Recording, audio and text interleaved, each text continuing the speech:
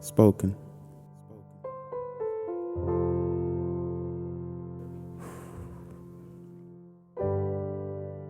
Okay. I confess that at some stage in my life I wanted to be blind.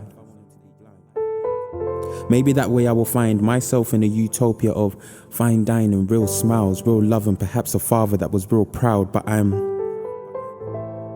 stuck in a paradoxical streak of trying to find and define the fibers in which his mind speaks. See, trying to please me and trying to please him is constantly built around a certain kind of deceit. But I want him to love me.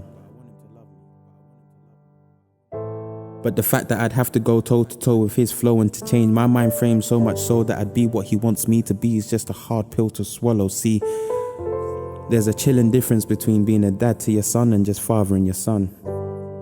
See, now I'm caught along jagged edges of broken dreams. Long distances where a father's just a figure, a shadow of your must with no identity. See, he had to choose between his family or the Bible, the pleasure of being a dad or the position of being a disciple. See, overthinking can lead to irrational thinking, and irrational thinking leads to an irrational high where you start to believe that all aspects of your life are sinking and I'm a victim, I guess.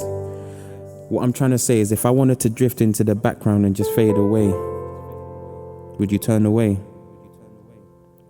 Because that's okay, I mean, I'm used to it. It's fucked up, but I'm used to it.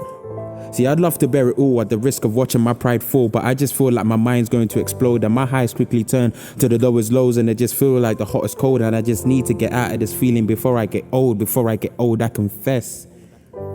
See, you need to understand that my heart's been used and abused like a cheap brand, taken, fucked up in return for a refund. 5 years of pain, 4 years trying to change, 3 people to blame, 2 pieces of a broken heart, and 1 confession is all it takes.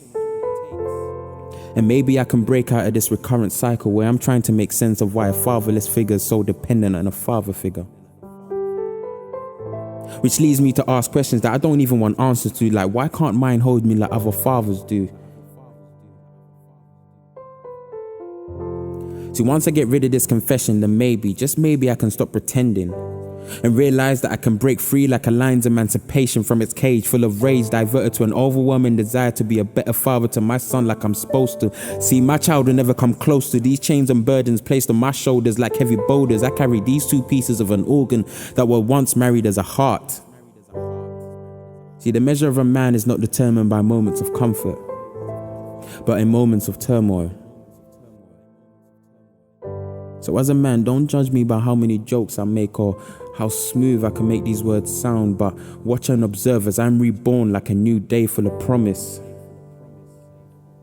And I hope what you can take from this is 1 confession is all it takes.